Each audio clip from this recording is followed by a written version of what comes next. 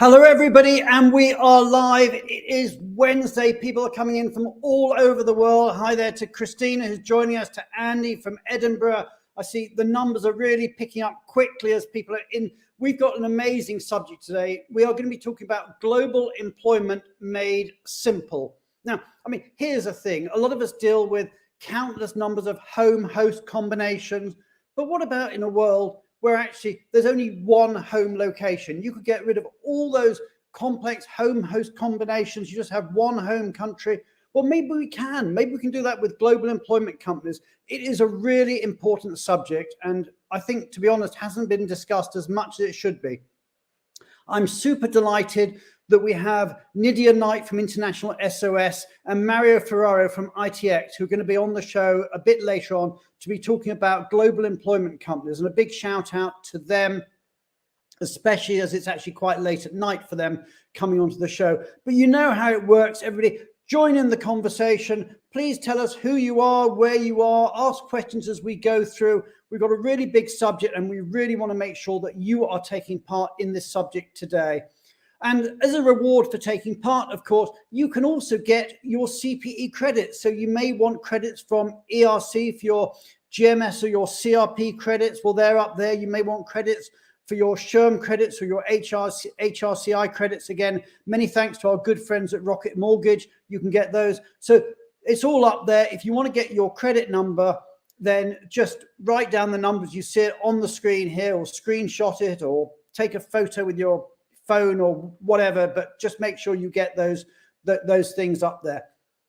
So that is what we're talking about this week. Next week, I want you to promise me that you are going to tune in, but because we have got a super important subject to talk about. Next week, we're going to be talking about disability, and in particular, we're going to be talking about global mobility on travel and disability. And I'm super honored that we have with us next week on the show, Sue Kukadia. Sue's life story, if you don't know Sue, do tune in. If you do know Sue, you'll understand what I'm saying. But Sue has had a very difficult life with disability and is absolutely inspirational. She's now the head of mobility immigration at Mazars. And I've had the pleasure in my career of working with her. But the struggles she has had with disability are just heartrending. And how we're then going to talk about that is how that impacts global mobility if you're traveling with disability, a subject that we're not talking about nearly enough.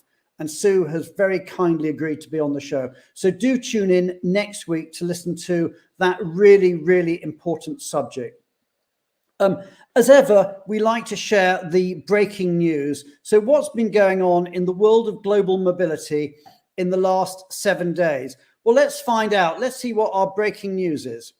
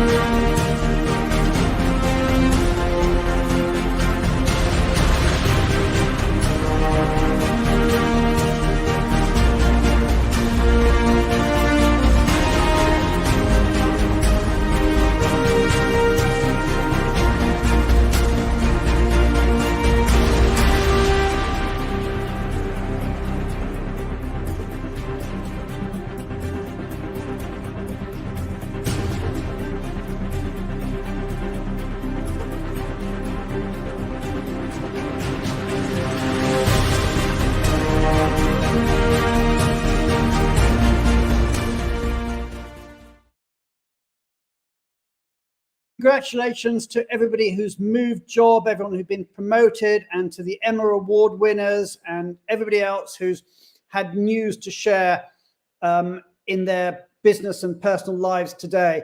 We're now going to move on to our regular immigration feature, and I'm super delighted that, as ever, we have with us Julia Onslow-Cole, who is going to be talking about immigration, and today she's going to be talking about Saudi. So let's bring on Julia. And as you always know how we do it on the show, please hit the heart button, hit the like button, hit the applause button, and let's welcome Julia Onslow-Cole onto our virtual stage.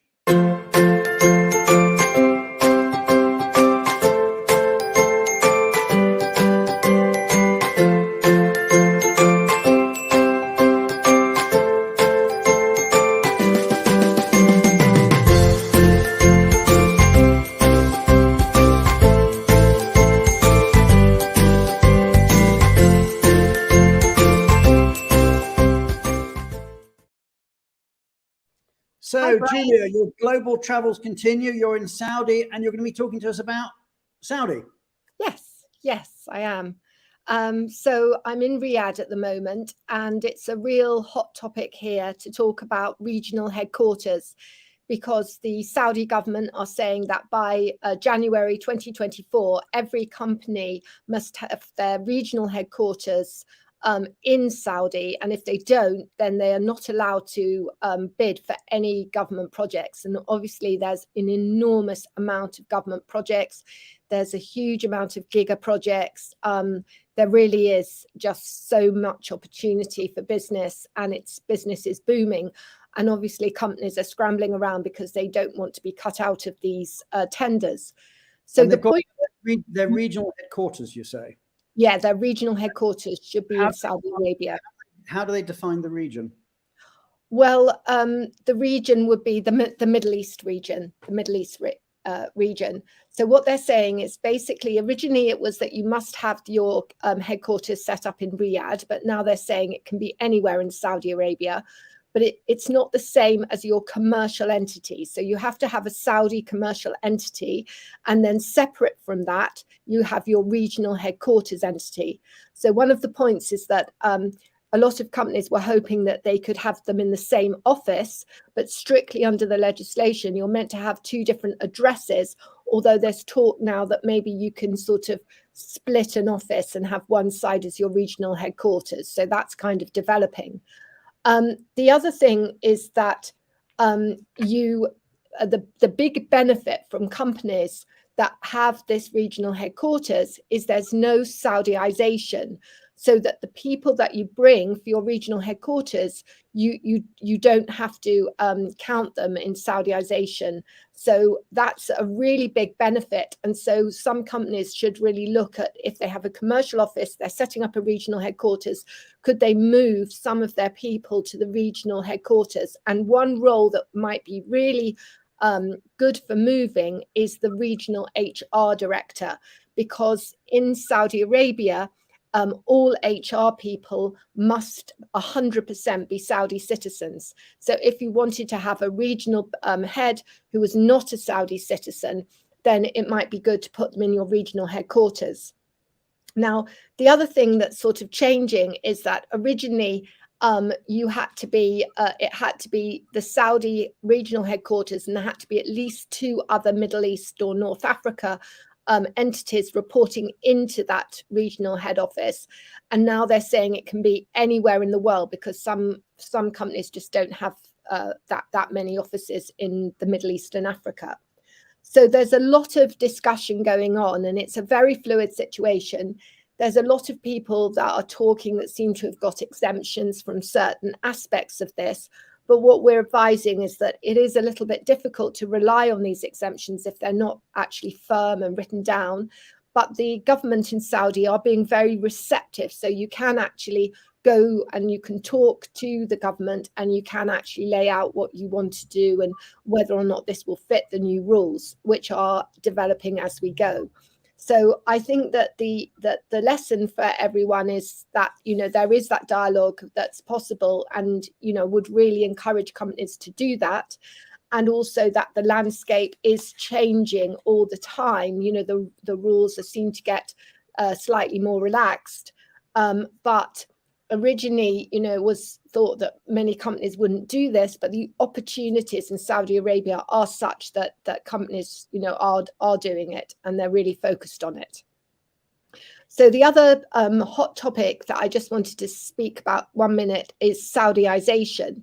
So every company has a Saudiization target, And there's a kind of 3-year plan so that companies know how many jobs they must give to Saudi citizens. And obviously, it's very important for the growth of Saudi, particularly as they move to, in all their plans for Vision 2030, and they move away from the oil industry, and they're retraining their citizens, that that there is a wealth of job opportunities, and so that companies have to know how many Saudi positions that they need to fill. And because there's now a sort of 3-year target, that part of it isn't so difficult to understand. But what's much more difficult is what's called the horizontal or second layer, which is certain sectors, certain professions now have their own Saudiization targets. So, for example, legal profession has just gone up to 70%. So HR, it has to be 100% Saudi citizens. Legal is now 70%. IT, it has different targets compared to what in comparison to what the jobs are, but that can be around 25%, and engineering is 20%. So it is actually incredibly complex for companies, because they've got to look at their own Saudiization targets, then they have to look across at the sectors. And then finally, just a couple of words about new visas. It's very good now, the e-visas for tourism. When I came into Riyadh, I have a visa for Riyadh, but I have a Saudi golden visa. I have a UAE golden visa, and I can get my visa very quickly. And the queues are very minimal and very speedy entry. We have this short-term work visa category, which is outside of Saudiization rules. That's taking about 6 to 12 weeks to bring in anyone on that. It's single entry. You can be here for 3 months and extend it for another 3 months. So that's a very good route for a short-term work assignment. And then the other final thing I wanted to say is that there's going to be some big announcements soon in Saudi about a new permanent residence category, which we think will be modeled quite heavily on the golden visa in the UAE. So that's really exciting. But I mean, there's so much happening, so much development. It's really yeah. And we are so lucky that we have you on the show each week to give us these updates. That was amazing what you crammed into those just few minutes. So really appreciate that, Julia, and do update us on those announcements when they do come through as well. So many thanks for being on the show, Julia. We're now going to move on to talk about tax. I'm delighted to say we got Julie Barron and Gary Chandler with us from Vialto Partners. So everybody, hit the heart button, hit the like button, hit the applause button. Let's say a big thank you to Julia Onslow-Cole and a welcome to the show to Vialto Partners, to Julie Barron and Gary Chandler.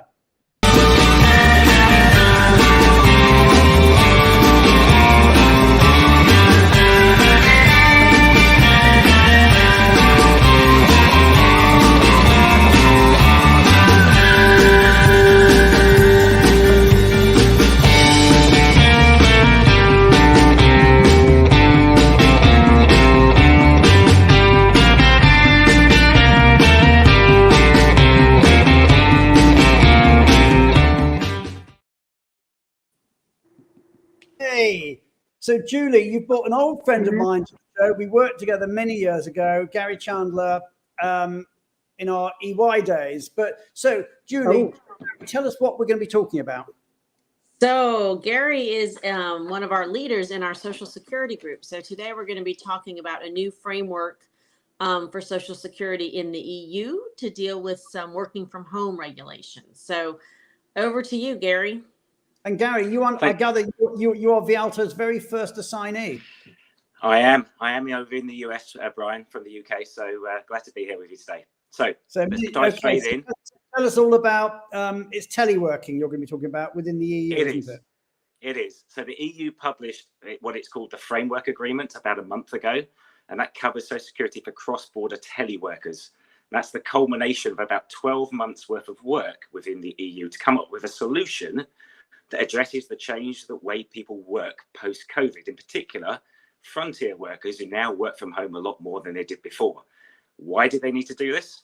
Well, there's already a rule that would cover that work pattern, and that rule says that you can stay in the social security scheme of the country where your employer is based unless you work 25% or more of your time in the country of your residence. And doing the simple sums, it's easy to see the problem, right? Somebody working 2 days a week from home broke through that threshold. So the new framework increases that 25% threshold to 49.9%. But the devil's in the detail. 3 key points: who's this apply to, what's the process, and which countries does it apply to? So firstly, who? It applies to individuals that carry out cross-border telework. Now, the main characteristic of telework being that the employee can carry out anywhere using IT, right? So it's completely location independent, rather than normal work activities that require or imply that you have to be in a certain place to carry them out. Secondly, in the detail, and this is to make the solution simple, it does not apply to individuals that work regularly in a third EU country. So it's just the 2 countries we're looking at, the country of employment and the country of residence.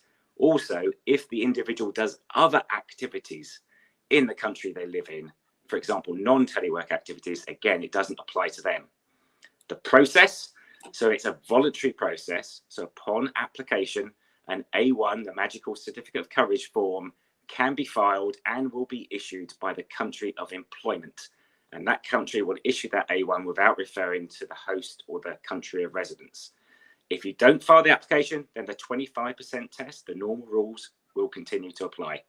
Now, it's important to note that within the framework agreement, there's a clause that allows companies to file applications in any time in the first 12 months, and they will have retrospective effect back to when this starts on the 1st of July 2023. And this was put in place to ensure that the authorities just don't get swamped with tens of thousands of applications in the summer months when most of Europe is looking to take a holiday, right? After the first year, then you can only do it back 3 months in time, as long as you've paid Social Security throughout that in your country of employment. Got it. So the key date is the 1st of July this 1st of July coming up. So Exactly. Now, the important part is which countries does this apply to? So every country has been given the option to opt into this framework or not, right? And for any particular individual case, both the country of employment and the country of residency both need to opt in. If they don't, then the framework does not apply.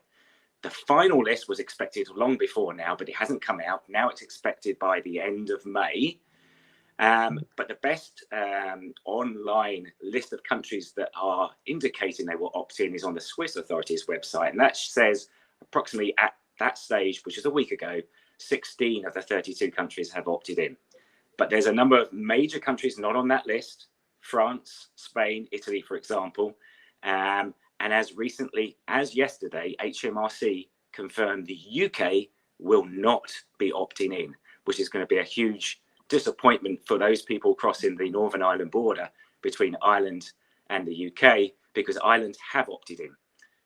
Its early indications are that the UK is not going to be the only country that hasn't or will not opt in. So the landscape's going to be pretty challenging for employers to navigate.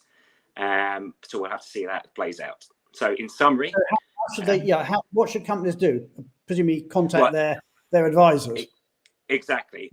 Keep your eyes out for the final list of countries. I'm sure it's going to be all over LinkedIn as soon as it's released. And then depending on each company's populations, whether or not the countries you were hoping have opted in or not, then speak to your advisors and work out what it means for your companies and your remote work policies.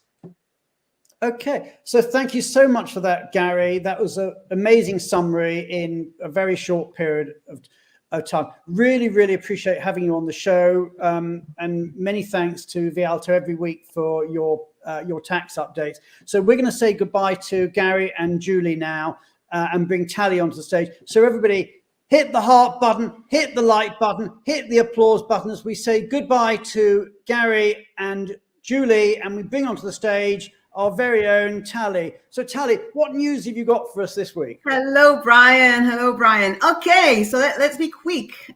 First, I want everyone who's watching the show to congratulate our top 100 diversity champions last week. Yeah, come on, everybody. Yeah, my LinkedIn was completely blue. So going to I'm going to share the link again. If you missed it, you're going to check who these diversity champions are, and please go into their just press their picture, and you're going to be able to send them a comment and to congratulate them. So please do so.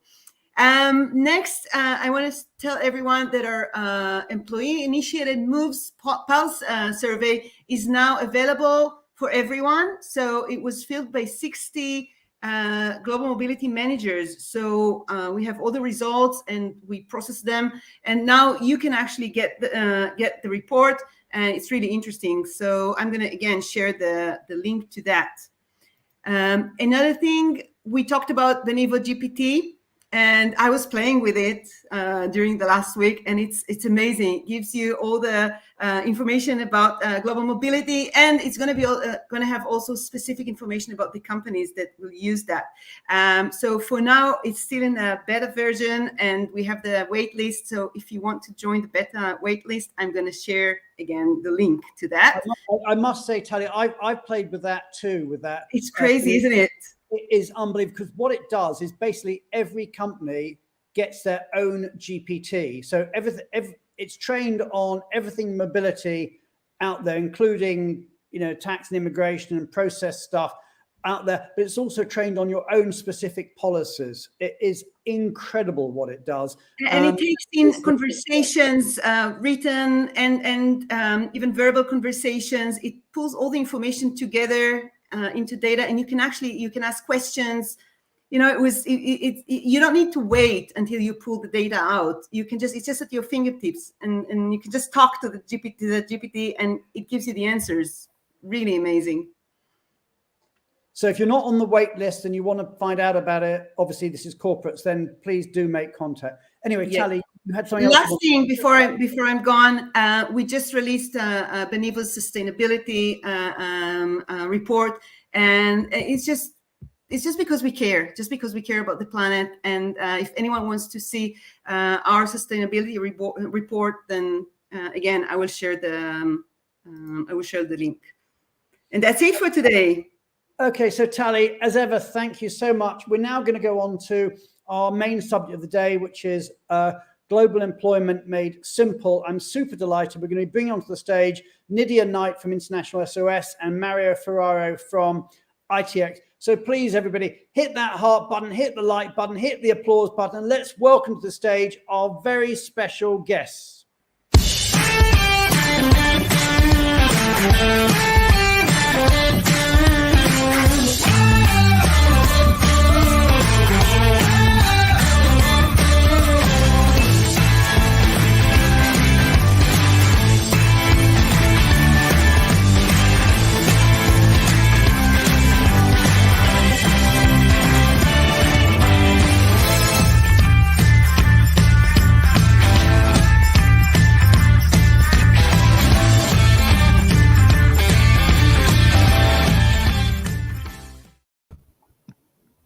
Hi, Brian. Hey, Nidia. Hello, hey, Brian. Nidia.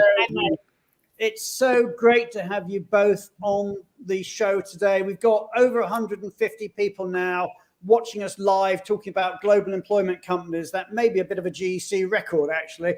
But let's actually start off with the introductions. Nidia, tell us a bit about yourself, International SOS, and your program. Hi, Brian. So I'm the head of international HR at International SOS, and we have we run quite a very large program. For those that don't know International SOS, we are a health and security company. We have as our clients 2/3 of the top 500 Fortune companies, with a population total employees about 10,000 employees, and assignees about 1,200. So quite a large program. That's a large program. So you're moving 1,200 people a year. Okay. Yeah. So you've got 1,200 assignees. Yeah. Okay. Well, we'll come into that in a lot more. By the way, as we go through, if in the audience you've got questions, then please do ask them as we go. So Mario, tell us a bit about yourself and ITX. And you're based, I should say, you're both based in Singapore, but I know, Nidia, you're actually on a work trip in Bangkok at the moment. So this is like 11 o'clock at night for you, 11:30 at night for you, Mario, and 10:30 for you. So many, many thanks. Anyway, Mario, tell us a bit about ITX. Sure. ITX is in the business of mobility transformation, mobility consulting and mobility transformation. So we support organizations with an international footprint to help them improve the way they manage their mobility programs. And the kind of services we provide could be anything from a simple consulting project all the way to the implementation of a global employment company or a shared service center, but also the operational support to actually run these setups. If the client needs resources, experienced resources, technology, on top of the advice to operate those structures, we can certainly provide those as well. Okay, so we ought to start off with maybe clearing things up and making sure people understand a term. I mean, we throw out the term global employment company. I know some people say a GEC or a GEC or GEO or whatever, but let's just call it a global employment company.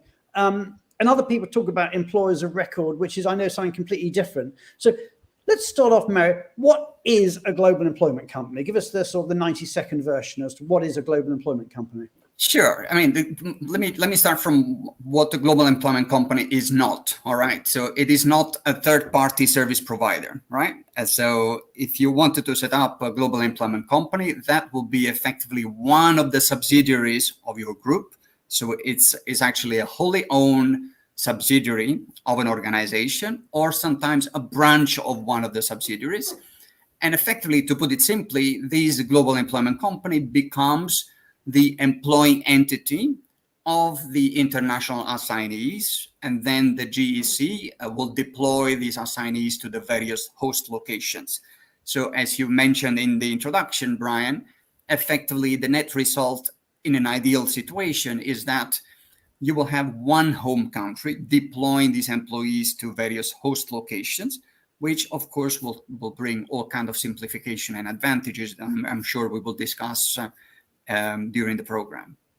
Okay, so as I understand it, if I didn't have a GEC, I might have employees in, say, 50 different entities around the world, all moving to another 50 different countries. So I'd have all these, whatever, 2,500 different country combinations in theory of people are moving in between.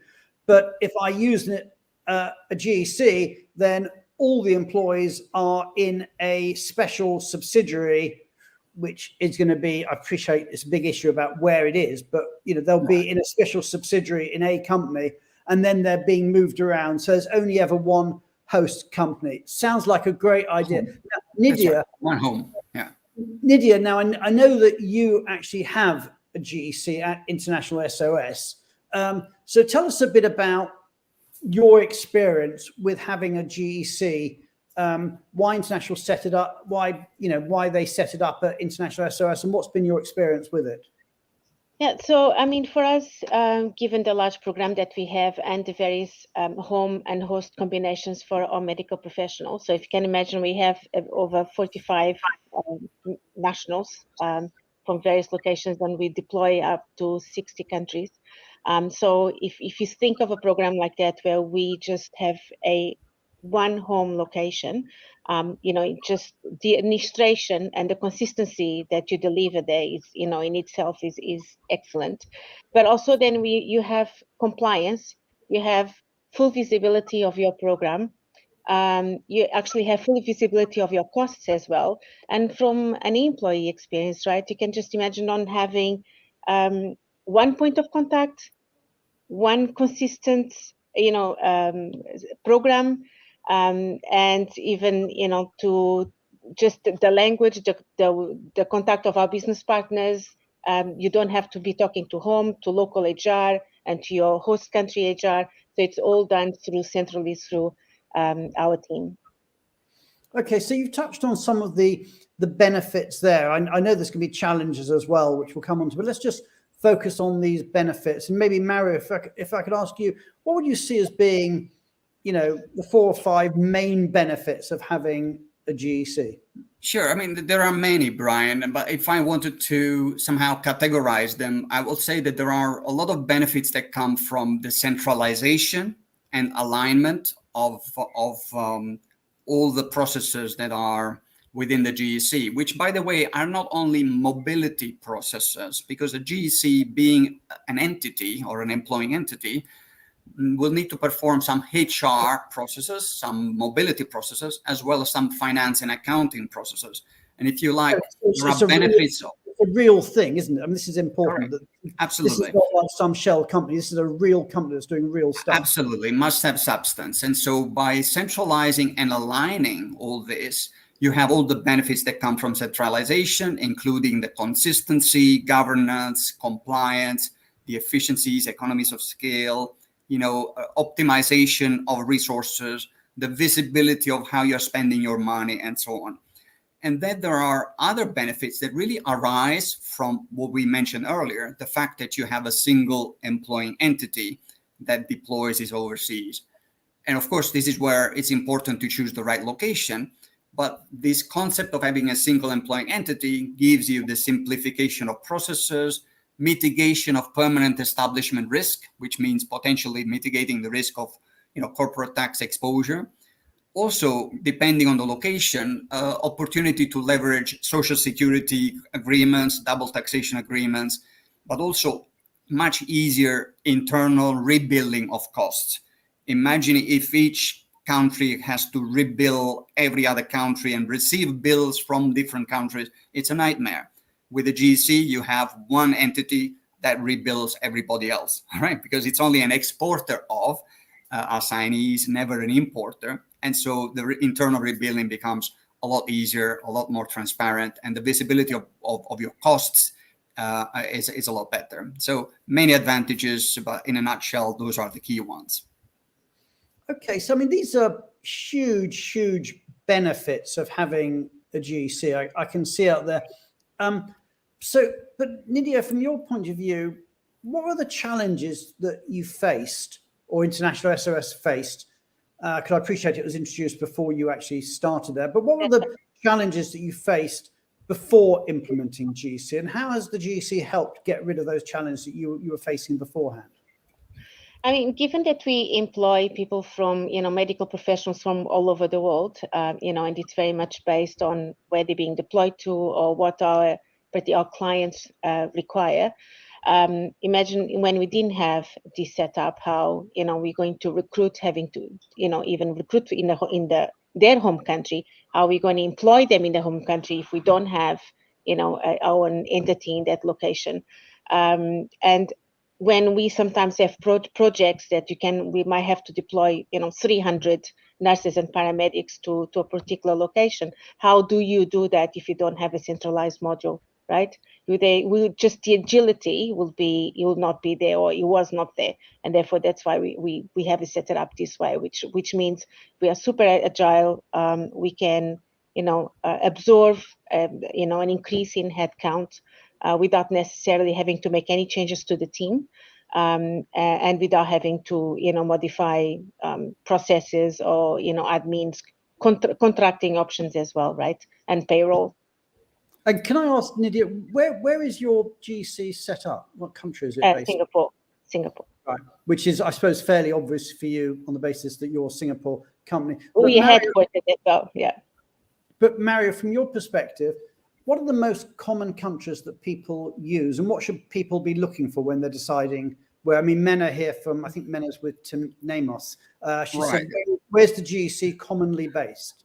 Yeah, it's an interesting question, Brian, because, there are very often some people confuse the GEC with a shared service center, and somehow there is an assumption that, the typical locations where you will set up a shared service center is also a good location for a GEC. And in fact, usually that's actually not the case. When you're setting up a shared service center, you're looking, some countries like perhaps India, Malaysia, Philippines, some Eastern European countries. But if you want to set up a global employment company, those countries usually are a bit problematic in terms of their employment law, their kind of, it's just the complexity and just the challenge of having to give an employment contract to expats based on those kind of countries. So to answer your question, there are some locations that are more popular than others. Singapore, well, Switzerland is very popular. Singapore, we see the UK, although I must say that after Brexit, we are beginning to see a little bit of a move away from that because some of the social security agreements have been curtailed, especially with Europe, with EU countries, but it's still a fairly popular location. We come across that. We come across some UAE, Netherlands. So there are a few locations that are more popular than others. And the choice of location, as we mentioned earlier, is a critical decision because that will have a lot of implications. And so typically when we do feasibility studies for clients to determine, first of all, whether or not it makes sense for them to have a GEC, and secondly, where would be the best location to place it, bearing in mind the demographics of the mobility program, their operating model, the profile and nationalities of their assignees, and various other factors. So that's the first stage if somebody wants to put in a GEC. Absolutely. To do a feasibility study and to look at whether it works for your company, and if so, where would it be based? It is an incredibly consequential decision, and in fact, although the mobility function is ultimately the user of a global employment company, the decision of whether or not to set up a GEC usually involves other stakeholders, fairly senior C-level stakeholders, and in fact, we spend a lot of time speaking to finance professionals, sometimes to legal, to tax, and so on. So it is important to understand that, it's a great idea, and most organizations will benefit from a GEC. Nevertheless, I will always recommend doing a feasibility study, first of all, to articulate what are the objectives for setting up a GEC. What problem are you trying to solve? And then through the feasibility study to assess to what extent will the GEC help you to achieve those objectives, and how should it be designed so that it is fit for purpose, so that it works well. So there are no two global employment companies that are the same. Each organization will design its own global employment company in a way that really reflects the objectives, the priority, the needs, and expectations of that specific organization. It's not an off-the-shelf product. Let's try and dispel some of the myths here. So I've got that, but I mean, there is a myth. I mean, GECs have been around a long time, but yet they seem to be having a bit of a renaissance at the moment. And there's a lot coming now, because historically, I think people looked at them and maybe didn't do them because they thought they were a bit complex, or you had to be a very large company to do them. But that's changed now. So tell us a bit about, let's dispel some of those myths. Where are things that people have maybe got their thinking wrong on GEC? Yeah. Okay. How we can make it simple. Okay. Well, the first myth that unfortunately I still come across many times is that the GEC and EOR are the same thing. All right. So the GEC is not an employer of record. All right. You own your GEC. They're fundamentally different, aren't they? Because with a GEC, it's your subsidiary that is employing people. Whereas an employer of record, it's somebody else's subsidiary. So exactly, and they can coexist. Yeah. They can absolutely coexist. So you can still. Really important point. Let's emphasize that. So they can absolutely coexist, these two structures. Can coexist if you have a global employment company and some of your assignees are deployed to locations where you do not have a presence or a legal entity. You can still absolutely use the services of an employer of record if you have to. Although I should say, sometimes there is also an alternative to that. You could register the GEC as a foreign employer in the country. Depending on what this assignee has to do in that country. Okay, if the assignee needs to sign contracts on your behalf, then you need to decide whether an EOR or registering the GEC as a foreign employer or a different solution is more suitable. Without going into a lot of technical details, they can absolutely coexist. So that is the first myth. The second myth, Brian, is that you need to have thousands of expats in order to justify a GEC. As a matter of fact, that is not true. So what would you say the cutoff is? What level is the Right. minimum? We completed a survey literally 2 months ago. At the end of March, it was released, where we interviewed companies with global employment companies. And we found that one end of the spectrum, there were companies with only 6 assignees in their global employment 6? company. Wow. At the other end of the spectrum, there are companies with 3,000 plus, right? The median came up to be just below 160, right? The median number. Okay, so we're not just talking about the big oil companies and the big banks and the people you might typically think. Yep. These can be quite ordinary. Right. Companies. Exactly. Yeah. What seems to make more of a difference is not so much how many assignees you have, but how many home and host countries you have. All right. Yeah. But based on the survey, we found that if you have more than 15 home and host countries, 15 nationalities being deployed to 15, 20 countries, that's when the GEC seems to be more popular. Although, again, these are average numbers. There are organizations that have less than that, organizations that have more. So it's more the complexity of your program that drives the decision. And I should also say that there are companies that set up GECs for different reasons. Some of them do it because they want to have better employee experience, better compliance, mitigation of costs, and interestingly, visibility. Exactly. I missed that, Nidia. Can you just? No, I mean the cost, actually the full visibility of your costs, visibility of where your employees are, reporting, right? Consolidated reporting. Exactly. So again, based on our survey, when we asked those organizations that use the GEC, 93% said that the GEC helped them to achieve better governance and compliance, and almost 90% said better employee experience, consistency. 80% say better visibility of cost, 71% mitigation of permanent establishment risk. So there are many, going back to those reasons, right? So that's another myth. I want to bring the audience in. Sure. I've got a few questions from the audience I'll bring up now, but also out there in the audience, if you've got questions, then please do, write them on LinkedIn and we'll try and take them. But I want to take one from Robert Church, who said this.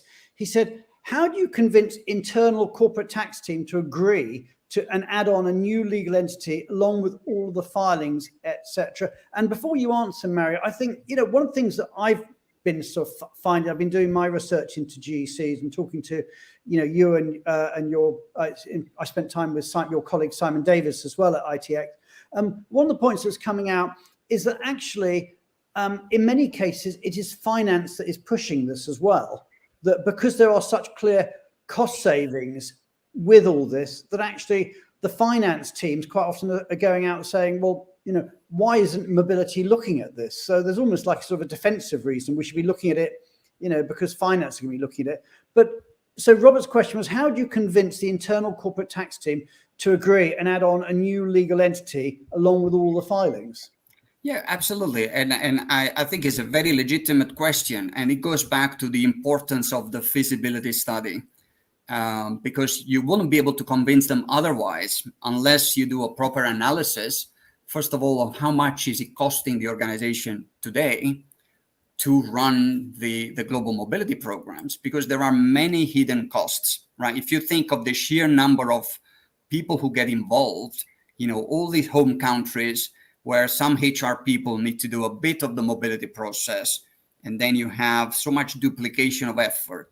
Then you have perhaps some missed opportunities in terms of resource optimization, perhaps missed opportunities on social security planning, and so on. So it's really, first of all, understanding what is the cost of the current model, then mapping it again, the potential cost efficiencies and cost savings of the future model, as well as all the other improvements, because as I said, it's not always about cost. We have many cases where the client simply wants to achieve a better employee experience. They want to have just a better service to their managers and their employees. But if it comes down to cost, then clearly the feasibility study needs to focus on cost. So as I mentioned earlier, understanding what are the key drivers, what are the key factors that you need to focus on when you design, or even when you do a feasibility study, that is important. And in many cases, when you do the analysis, you realize that, yes, there are some implications as implied in the question, right? There is a new legal entity. Sometimes if you already have a legal entity in the right place, you can leverage that and just create a branch of that. Although, again, from an accounting perspective, it becomes a bit harder than to separate, the GEC part of that from the rest of the organization. What do you do, Nidia? It is possible to do it as a branch as well. I was going to say, Nidia, is yours a subsidiary or is it a branch, or how do you structure?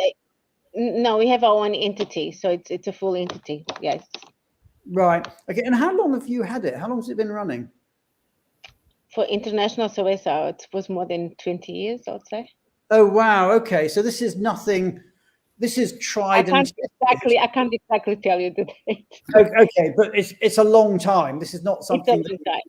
Brian, going back to the myths, Brian. There is this other myth that these GECs are only for oil and gas companies, mining companies, or engineering companies, and the like. Companies have rotators.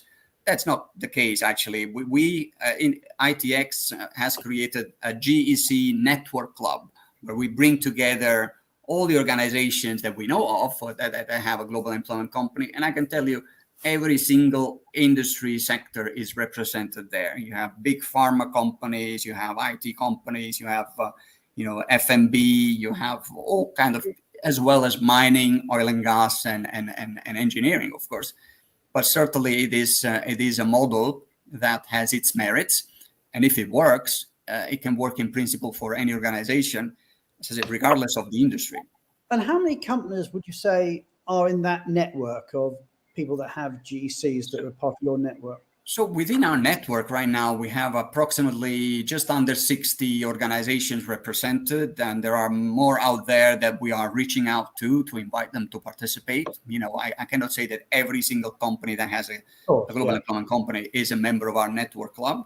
But certainly we welcome anyone, if there is anyone on your show tonight or in the future with a global employment company who would like to be part of this network. It is a great opportunity it is not a sales platform. It is simply a space for mobility professionals who work in a GEC environment to exchange ideas, best practice, to share information, and basically to learn from each other. And from our point of view, we also learn a lot. And to the extent that we can contribute to connect them with each other, we're happy to do so. It seems like an amazing idea. I mean, I wonder why less companies, have GECs. Why hasn't it been more widely adopted, do you think? Brian, I mean, my experience is that there is still a lot of education that needs to happen.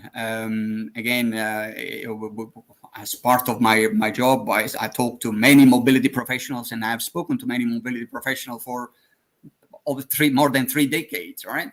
And I find that there are, as we were saying, still many misconceptions, many misunderstandings regarding global employment companies. And perhaps also, it is one of those things that even if you recognize the benefits, it's very easy to put on the back burner and think, okay, it sounds like a bit of a big project. Let's do it some other time. Whereas, but if you realize that, the potential efficiencies, cost savings, could really save you a lot of time and a huge amount of money every year, potentially, all right? I mean, we have seen situations where cost savings, anything between $1 million to $40 million a year, not to mention how much time and how much, how much simpler the whole process is. So a small program might save $1 million. A large program could be as much as 40 million. Yeah, I think that's a big range. There are no guarantees. Obviously, it depends on it's very big. So I want to move the conversation on to something else. Just taking another question from the audience, and this is from Chrysula. Let's just put this up there. And we've had a lot of conversations about remote work on the show, but I don't think we've really spoken about remote work and global employment companies. And I know that's something that's out there. And so the question that Chrysula asks is, are people using GECs more these days for hiring remote workers or for allowing employees to move and work remotely? So can you just talk a bit about GECs and remote work? Actually, I'll start with you, Nidia. Do you use your GEC for your remote workers? No, we use our GC for the deployments into our other entities and supplements into our clients, but not for the purpose of remote work. Okay. And Mario, are other companies doing that? Are they looking at using GC? They're starting to, Brian, as far back as 2 years ago, during the pandemic, I spent a lot of time developing perhaps, early solutions for remote employment. And I've been advocating that in some situations, not in every situation, the global employment company could really help with remote workers, especially when there is a potential that some of these remote employees could create potentially a permanent establishment risk, right? In those situations, again, it will make a lot of sense. If you cannot avoid that, it will make a lot of sense if they were all employed by one and the same legal entity, rather than creating this permanent establishment risk for many entities. I get the feeling with EORs that most companies tend to use them temporarily. They might be using them for the first couple of years of somebody, but they wouldn't use them, a bit like you were talking about, Nidia, for 20 years. They wouldn't be using an EOR for that long. So it's, the EOR tends to be a temporary thing, whereas this is much more permanent. And the reason I want to be cautious, Brian, just to say, is because there are many definitions of remote workers out there, right? Your trailing spouse, what we used to call a trailing spouse, could be now defined a remote worker if he or she says, I want to follow my partner, but can I keep my job? All right, so they become a remote worker. You may not need an EOR if they go and work in a country where you have your subsidiary, where you have your own presence there. And there are organizations that say they have remote workers, but effectively they just let their employees work from some other place for up to a month. That's not really much of a kind of big program. I would say it's not really a very kind of aggressive definition. But there are other organizations that are a lot more ambitious, and they need to have this framework, not only to remain compliant, but to Nidia's earlier point, to ensure that someone has visibility of where are all these remote workers, all right? How many do you have? Are they all compliant? How long have they been out there? Otherwise there is a risk that they will become a bit invisible, or that there is really no point of aggregation of this headcount. And once you lose visibility, you can easily start slipping into non-compliant situations or inconsistencies, meaning that they will be managed in a different way depending on who is sending them out there to work remotely. That's where centralization is important. I'm guessing one of the other benefits here is that because people are staying employed by their GEC and then presumably being seconded out to the new host location, things like their pension plans and their benefits can be provided much more consistently rather than being moved around all over the planet in terms of multiple pension plans. Is that another benefit? And from your point of view, Nidia, is that something that you see? Definitely the benefits, payroll, it's definitely centralized and simplified. And then it's about, setting up a very strong connection with the finance teams, right? Because imagine for us, we have to charge out all our costs across the world to all our different projects and to host countries as well. But it's all coming centrally. So the visibility from a company point of view on our costs, on our total costs, right? It's there. So if you can imagine that when you do a feasibility study to understand your costs, and when you run a mobility program, just the amount of time that would take for you to actually know how much is this costing you, and from us is all at, pretty much it's all at the end of a button, really. So, and this is a question actually is coming from Stephanie. She's asked, what happens to the home country social plan contributions and company pensions? We've only got a couple of minutes. So maybe if you can just give me sort of the 30-second answer to this question. Sure.